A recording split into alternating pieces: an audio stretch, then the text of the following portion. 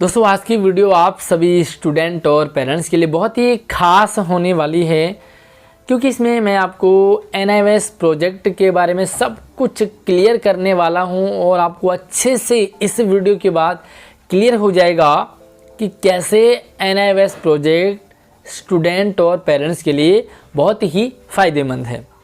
अब आप कहोगे स्टूडेंट्स के लिए तो फ़ायदेमंद होगा, बट ये पेरेंट्स के लिए कैसे फ़ायदेमंद है। तो इस वीडियो को ध्यान से एंड तक देखें, हर एक स्टेप और कड़ी को बारीकी से समझेंगे तो आपको क्लियर खुद ही हो जाएगा कि स्टूडेंट से ज़्यादा फ़ायदेमंद ये पेरेंट्स के लिए है। सबसे पहले और क्लियर वाली बात तो ये है कि NIOS प्रोजेक्ट को हर टीचर अच्छे से समझा ही नहीं पाते, और जब टीचर ने अच्छे से ही नहीं समझाया तो कैसे पेरेंट्स और स्टूडेंट्स को समझ में आएगा। उससे और अच्छी बात है कि सबसे पहले ये टीचर को खुद पता होना चाहिए कि ये NIOS प्रोजेक्ट है क्या, NIOS प्रोजेक्ट के क्या फ़ायदे हैं और कैसे ये काम करता है ना। तो सबसे पहले मैं आपको वही क्लियर कर दूं ताकि आप उसके बाद प्रोसीजर को समझेंगे कि आखिर इसमें हम कैसे पार्टिसिपेट हो, कैसे इसमें एडमिशन लें। NIOS प्रोजेक्ट उन बच्चों के लिए है जो बच्चे एक आध सब्जेक्ट में डरते हों, उन्हें ये लगता है कि शायद हम मैथ में फ़ेल होने वाले हैं, शायद हमें साइंस में फ़ेल हो जाएं, या शायद हम किसी ऐसे सब्जेक्ट में फ़ेल हो सकते हैं, है ना। उन्हें ये डर है। दूसरा, ये उन स्टूडेंट्स के लिए है जिनके एक एक दो दो तीन तीन सब्जेक्ट में कंपार्टमेंट आ गई है और वो कंपार्टमेंट का एग्ज़ाम देने वाले हैं, तैयारी कर रहे हैं। तीसरा, ये उन बच्चों के लिए है जो ऑलरेडी फेल हो चुके हैं, मतलब वो 3 से ज़्यादा सब्जेक्ट में फ़ेल हो गए हैं, जिसके कारण उन्हें या तो दोबारा पढ़ना पड़ रहा है या स्कूल छोड़ना पड़ रहा है। चौथा, ये उन बच्चों के लिए है जो कंपार्टमेंट की तैयारी तो कर रहे थे लेकिन वो पास नहीं हो पाए और उन्हें फिर से फ़ेल होकर के दोबारा पढ़ना पड़ रहा है। पाँचवा, ये उन बच्चों के लिए है जो बच्चे स्कूल छोड़ चुके हैं, है ना, क्योंकि जब 1 साल या 2 साल फेल हो जाते हैं तो बच्चा स्कूल छोड़ देता है। अब स्कूल छोड़ देता है तो उन बच्चों के लिए काफ़ी फ़ायदेमंद है। और छठा उनके लिए है जिनको काफ़ी टाइम हो गया, उनको लगातार ये नहीं भाई हमें भी पढ़ना चाहिए या हमारे पास भी पास होने के लिए सर्टिफिकेट होना चाहिए। तो ओवरऑल ये आपको 6-7 तरीके जो हैं उनमें काफ़ी हेल्प करती है, राइट। तो इतना तो आपको क्लियर हो गया होगा कि NIOS प्रोजेक्ट हर बच्चे को 99.9 पास कर देता है। पास कर नहीं देता बल्कि यहाँ पर खुद बच्चा पास कर जाता है, राइट। तो अब हम बात करेंगे कि ये इसका प्रोसीजर क्या है, आखिर ये कैसे काम करता है, इसमें क्या क्या पढ़ना पड़ता है, क्या क्या फ़ीस होती है और एडमिशन कैसे होता है, सारी बातें हम शेयर करेंगे। उससे पहले आपको वीडियो यार प्लीज़ लाइक तो मेरे लिए करना बनेगा ना, क्योंकि मैं आपको अच्छे से क्लियर कर रहा हूँ। तो आपको वीडियो लाइक करनी है और इसे शेयरिंग भी करें आगे, ताकि ये मैक्सिमम स्टूडेंट और पेरेंट्स तक पहुँचे और एटलीस्ट उन बच्चों का जो बच्चे फ़ेल हो रहे हैं, कंपार्टमेंट आ रहा है या वो स्कूल छोड़ चुके हैं, पढ़ाई छोड़ चुके हैं, तो उनके लिए काफ़ी ये फ़ायदेमंद होगा। और चैनल को अगर आपने सब्सक्राइब नहीं किया तो वो भी कर लो, क्योंकि आपके पास सारी अपडेट मैं लगातार शेयर करता रहूँगा। तो थोड़ा सा मैं आपको सर्कुलर पढ़ा देता हूँ। चलिए, तो ये है guideline for registration of student government school admission in class 10th through NIOS for the session 2020-23। आपको सेशन पे नहीं जाना है, क्योंकि ये सेम क्राइटेरिया, सेम गाइडलाइन हर सेशन के लिए होता है, चाहे वो 22-23 हो, चाहे 23-24 हो, 24-25 हो या 21-22 हो। ठीक है, मैंने आपको सिर्फ यहाँ पर क्लियर करने के लिए ये एक सर्कुलर उठाया है। तो ये उन बच्चों के लिए जो 10th पास करना चाहते हैं। बहुत सारे बच्चे मैंने ऐसे देखे जो पढ़ाई छोड़ देते हैं, रीज़न चाहे कोई भी रहा हो, है ना। तो यहाँ पर देखेंगे लास्ट डेट भी बताया उन्होंने कि भाई एप्लीकेशन की लास्ट डेट क्या है ऑनलाइन भरने की। तो इस पर भी हम बात नहीं करेंगे फ़िलहाल, वो हम बाद में डिस्कस करेंगे। सबसे पहली लाइन यहाँ पे दे रखा है कि भाई विलिंग स्टूडेंट हो जो the following willing student of government school can register for admission in class 10 under NIOS project, है ना। तो फिर से 2022-23 में ना जाए, सेम 23-24 का भी रहेगा, 24-25 का भी रहेगा। ये विलिंग है, इसमें ज़बरदस्ती नहीं है, आपको ज़बरदस्ती नहीं कर रहे, लेकिन हाँ आपके फ़ायदे के लिए आपको ये ज़रूर ज्वाइन करना है, इसलिए यहाँ पर आपके लिए ऑफ़र है, एक तरह से ये ऑफ़र है।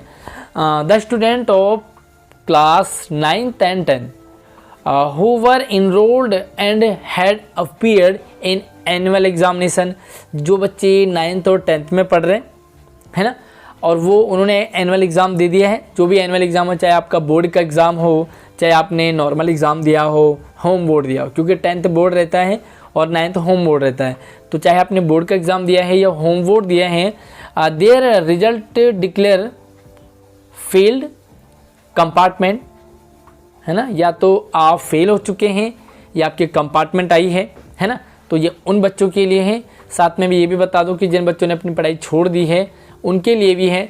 The student of class 9th and 10th who were enrolled and could not appear in annual examination, हो सकता है उन्होंने इनरोल तो किया, अपने आप का रजिस्ट्रेशन किया, किसी रीज़न से उनकी पढ़ाई छूट गई है, उन्होंने बीच में मतलब स्कूल बंद कर दिया, छोड़ दिया, है ना, and whose SLC must not have been issued are also eligible for registration under NIVS project. अगर आपने अपनी SLC इशू नहीं करी है तो आप इसके लिए एलिजिबल हैं, ठीक है। तो यहाँ पर रजिस्ट्रेशन प्रोसीजर है वो क्लास 10th and 12th के लिए है। मैंने आपको सबसे पहले बेनिफिट बता दिया कि कैसे बेनिफिट होगा। अब मैं आपको मेन पार्ट बताने वाला हूँ कि कैसे और मतलब आपको फ़ायदा होगा। The classes for boys and girls, देखो बॉयज़ एंड गर्ल्स दोनों के लिए।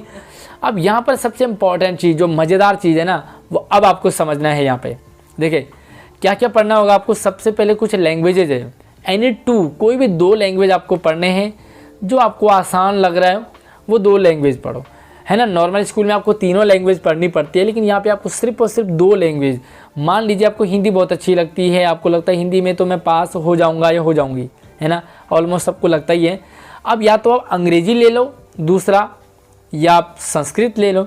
कुछ बच्चों को संस्कृत में पास होने में आसानी रहती है, समझ आ जाता है, कुछ बच्चों की इंग्लिश समझ आ जाती है। अगर आपको इंग्लिश टफ लग रहा है तो आप हिंदी और संस्कृत ले लो, अगर आपको संस्कृत टफ लग रहा है तो हिंदी अंग्रेजी ले लो, है ना। तो यहाँ पर देखो मैं आपको बता दूं कि कुछ पास करने का, पास होने के लिए भी आसान तरीका है, वो भी मैं आपको बता दूं।